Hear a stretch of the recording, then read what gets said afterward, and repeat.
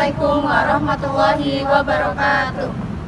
Selamat siang Bapak, perkenalkan kami dari kelompok 6 kelas 2C Program Studi Perbankan Syariah. Sebelumnya yang saya hormati Bapak Dr. Muhammad Hartana Iswandi Putra MSI selaku dari dosen pengampu mata kuliah Ekonomi Makro. Berdirinya kami di sini ingin memenuhi dari tugas ujian tengah semester 2 kami. Kami ingin menjelaskan tentang jurnal yang berjudul tentang sumber-sumber konflik ekonomi makro domestik dari konflik perdagangan di Amerika Serikat dan Tiongkok yang ditulis oleh James Kaporaso. Sebelumnya izinkan saya ingin memperkenalkan anggota saya terlebih dahulu. Yang pertama, perkenalkan, nama saya Kaliana Kania. nama saya Nadira Aska. Nama saya Alfred Siregar. Nama saya Siti Sarah Azhara. Nama saya Yosifira Adewi. Jurnal ini membahas penyebab utama konflik perdagangan antara Amerika Serikat dengan Tiongkok dari sisi kebijakan ekonomi dalam negeri masing-masing negara. Penulis menjelaskan bahwa selain faktor eksternal seperti tarif dan teknologi, justru akar permasalahannya terdapat pada perbedaan pola konsumsi, tabungan, dan investasi. Amerika cenderung boros dan bergantung pada konsumsi, sedangkan Tiongkok justru malah menekan konsumsi dan menyimpan banyak sekali tabungan. Ketidakseimbangan ini menjadikan hubungan dagang antara keduanya menjadi tidak seimbang, namun saling bergantung. Oke, materi selanjutnya saya akan menjelaskan tentang 3 konflik utama pada perdagangan. Yang pertama itu karena perbedaan sistem politik dan juga ekonomi domestik. Contohnya itu seperti pengaruh besar pemerintah di Tiongkok dan juga pasar bebas di Amerika Serikat.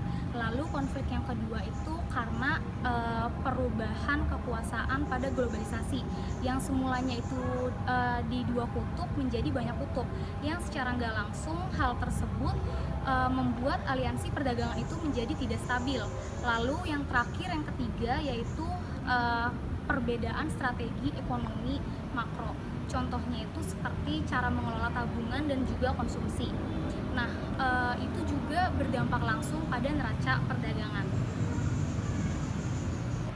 Tiongkok memajukan ekonominya dengan cara investasi dan kegiatan ekspor, bukan dari konsumsinya. Tiongkok lebih cenderung menabung karena tuntutan dari pemerintah. Berbeda dari Amerika Serikat yang cenderung didorong untuk berbelanja, entah itu melalui pinjaman ataupun kartu kredit.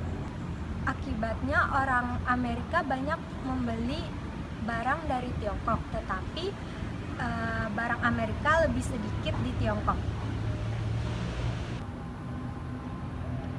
Konflik yang muncul seperti tuduhan manipulasi mata uang atau pencurian teknologi itu sebenarnya hanya gejala dari masalah yang lebih dalam. Tanpa perbaikan dalam strategi ekonomi domestik di masing-masing negara, maka konflik tersebut bakal terus berlanjut. Jadi fokus seharusnya itu bukan hanya pada perang dagang atau tarif saja, tetapi juga pada perubahan struktur ekonomi di dalam negara.